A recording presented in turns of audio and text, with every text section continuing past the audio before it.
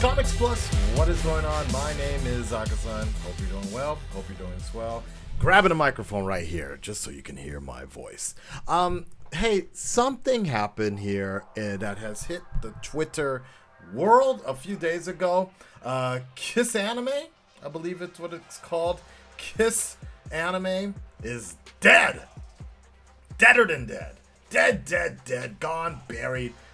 Bury it. It's finished. BVS dead. It was a very popular torrent site and such, and it came up in my Twitter feed because it was a huge thing. Obviously, for the Western anime community, I've had a lot of mixed opinions on this particular situation in terms of anime streaming illegally. A lot of people were not, for whatever reason, were not familiar that this was an illegal practice that was going on, but it was a big thing. And I brought it up actually in one of our latest podcasts, which you can check out here. I'd have to look at the numbers, but pirating is not as impactful as people as it say used to be. Yeah. Nah, I would have to disagree with that. Well, it depends on the content. It is depending on the content, yeah. Right. Yeah. Because actually, it's funny. I was just looking at that on my phone. This is in terms of anime and such. Crunchyroll, 48 million monthly views. Funimation, 9 million views. We're talking online, but pirated sites. Kiss Anime, 112 million views. Go Anime, 62 million views. Anime Flu, 87 million views. Anime Ultima, 11 million views. 90% of people pirate anime, and it's hurting the anime industry. Anime doesn't fucking count. Anime's been pirated for decades. Before the internet, my ass was going to Chinatown getting bootleg videotape. So obviously it's been a sort of a gray matter situation with these sort of illegal websites being put out here, and now that one of the biggest ones finally has been taken down, the question has kind of been, what's next? And so this is what has hit my stream recently. Let me go ahead and point this out. I read this on the paper. Let's point this thing out here. Boom. Okay, so Japan's top anime studios unite to launch YouTube channel streaming free anime. And I thought this was an interesting thing because I wanted to bring this up because this kicks into what a lot of people that have reacted to anime have been dealing with a long time. Actually, I was streaming earlier today and somebody was talking about the fact that anime channels, they feel like anime channels are anime companies are getting together. A lot of studios are getting together to basically ban and remove all anime reaction channels and such. And I get where they're coming from, where they see where that may be a thing, and that very possibly may come to pass here because YouTube has been somewhat of the wild west. Let me go ahead and bring back, I guess I wasn't finished. YouTube is really like the wild west back in the day. 5 years ago, you could almost do anything. You could stream anything, and it was only really like the big companies like Warner Brothers, Universal Studios, people like that. They were just like, "Yo, stop reacting to a full movie on YouTube and things like that." And I think Warner Brothers was one of the first people to really get on this thing with the whole copyright ID system and identifying things.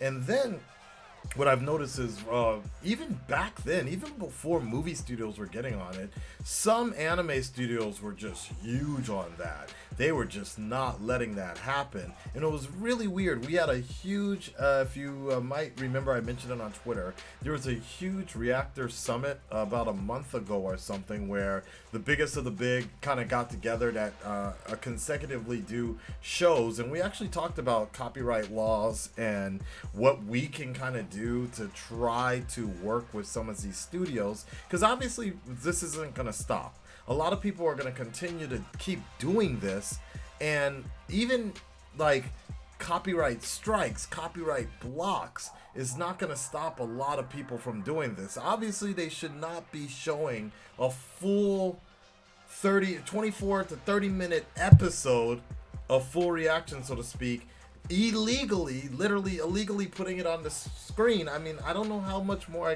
how much clearer I can make this. This is legit illegal. If you're calling this a full reaction, this is not what you should be advertising, where you actually have the entire episode. You are literally illegally redistributing somebody else's goods.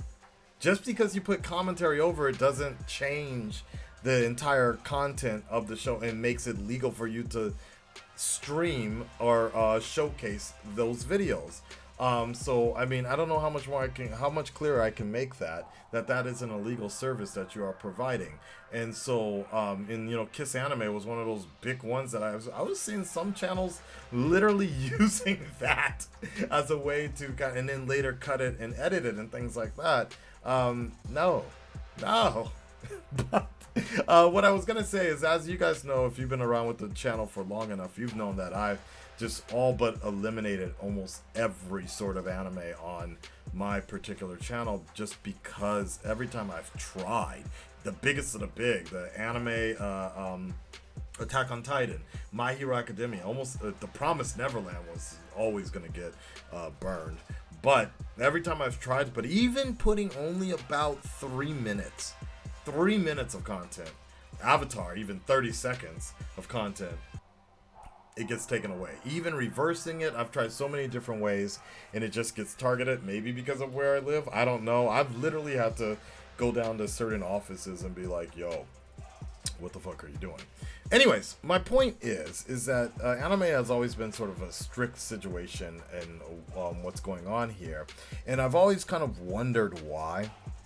Like, do something. Like, these anime companies, I'm like, okay, if you're not going to let us showcase this situation, why are you blocking everything? Because what sort of outlets are you going to give for people that aren't able to watch it in America? Like, I can't even watch Crunchyroll or Funimation's websites without using a VPN or something. You know how ridiculous that kind of sounds, right? If I want to actually, I remember I spent about an hour or 2 hours one time with Kanan, because we wanted, like, Kimetsu no Yaiba is on for free.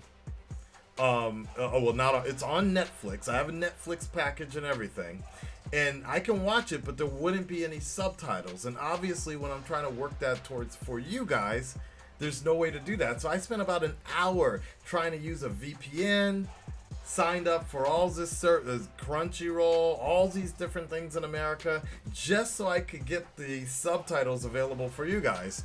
And it still didn't work. So I understand, like, what if I didn't live in Japan and I didn't have any sort of way, if I lived in a country that it's not available yet? So that's what always kind of really irked me a bit about these companies that were blocking things, but not necessarily allowing people to see their content legally.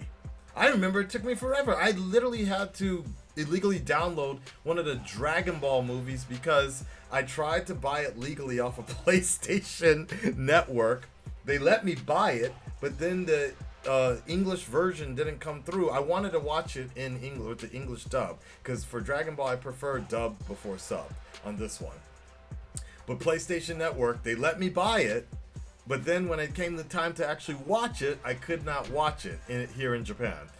Then the only distribution version they have in Japan is the Japanese version with no subtitles. So it's crazy how this is so hokey. It's so weird. But some companies, for example, Tokyo Ghoul, Netflix Japan, you can watch Tokyo Ghoul in English and with English subtitles, no problem.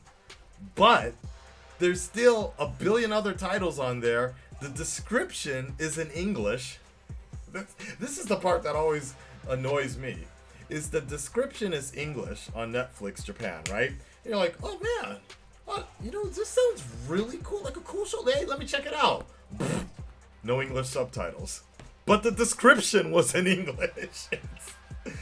So I don't know if you guys have that problem in America, but that's a huge problem over here for me. So what I want to point here is this is, I guess, where this direction is going here. Japan's top anime studios unite to launch a YouTube channel streaming free anime. Japan's top animation studios have banded together to launch a free anime YouTube channel. Anime Log, the hit video platform on Friday, August 7th. How is it a hit if it's already up? Brought to life by corporate digital strategy firm Analyze Log. Instead of people feeling the need to legally stream anime or fork out heavy cash for the DVD and Blu-ray box sets, the channel looks to give fans of the medium a huge selection of content at no cost. While it's live now, its target audience for the moment is local. Yes, ergo, it's no subtitled content for Chinese, English, or other overseas viewers at the time of writing. And rest assured, though, they're coming. From launch, the channel is equipped with a roster of anime hits such as the Blackjack series, based on Osamu Tezuka's manga, first aired in the mid-2000s by Yomiuri TV. Future Boy Conan, co-directed by Studio Ghibli legend Hayao Miyazaki in 1978, has also been added. Okay, as reported by Variety, they said, there exists a problem of illegal distribution services these days, but Anime Log, I don't know why I keep saying that, will distribute only officially licensed animations and operate as a safe channel that families can enjoy together. Oh, so no hentai. No hentai. While several Japanese companies such as publishers as Kadokawa, Toei Animation already have their own YouTube channels, they believe United will see their audience and advertising revenue increased exponentially. So there you go. That's just the one thing I wanted to point out to you guys. That's what's happening right now. This might be a good thing. This might be a good thing. This might be a bad thing. I'm hoping for that it's going to be a good thing. I'm hoping that, Japan, I've been here for about 10 years now. And the one thing that I will tell you a lot is that Japan is very slow when it comes to business decisions. Japanese businesses are very hesitant to do new things. And specifically when it comes to the internet, I don't know why, but Japan is so archaic when it comes to certain things like this. People are, they're barely putting out Napster. Essentially, they're barely trying to do an iTunes. People are already on iPhone. And, you get what I'm trying to say is we already, they're just getting the they're just getting a DVD. Motherfuckers are on Blu-ray, 4K streaming already. It took a long time for them to even supply anything for Blu-ray, and by the time Blu-ray kind of came around in Japan, it kind of came around, everybody's already looking towards streaming. So it's going to take some time. That's what I think. But hopefully, if the money is right and people are seeing it, I think that's the main point. If the money is right and they're seeing success, then it's very possible that YouTube will be able to have that YouTube will help get more videos out there, and that these studios will be a little more lenient, I hope, or they might be even more strict. I'm sure a lot of their content is already in the database for the copyright system. As far as I know, the way I'm assuming the way the copyright IDs work is the fact that you actually need, this is based upon my experience with Warner Brothers, is in working with Warner Brothers here, is they actually submit episodes to YouTube's server, and then there's actually a whole database that you go on, and they will let you know how long your content is being used for different people. So you can go in there and be like, look, this one's a red flag. Here are people that are using the videos, your content, over 70% of your content in their video. And you can go ahead and hit them with a strike like that, or a block. And then there's other, 10% or whatever, right? So, and that's the other thing I'll point out. That's something that we brought up with the Reactor Summit, because I don't know exactly what we're going to do here. If anything's going to come to light of this huge in-game style meeting that we had. But, you know, the 10-minute copyright fair use rule thing that a lot of people bring up, that's a myth. It doesn't exist. It was brought up around the time of HBO and Game of Thrones was around, and I don't know what happened, but I think HBO was really open to the idea of reaction videos, and so they hit up myself and a few other of the bigs, and they said, you know, we love what you guys are doing, just can you keep it down to like under 10 minutes? And there was another studio that essentially said the same thing right around that same time. So everybody just kind of gravitated toward the idea of 10 minutes. They're like, look, okay, 10 minutes of a 50-minute show. So keep that in mind, right? 10 minutes of a 50-minute show. But if you're putting 10 minutes of a 24-minute anime, think about it, guys. That's almost 50% of that content that you're showing. So fair use, that's not even close to being fair use. You know what I mean? So just keep that in mind when you're out there doing things. I get a lot of questions about these things.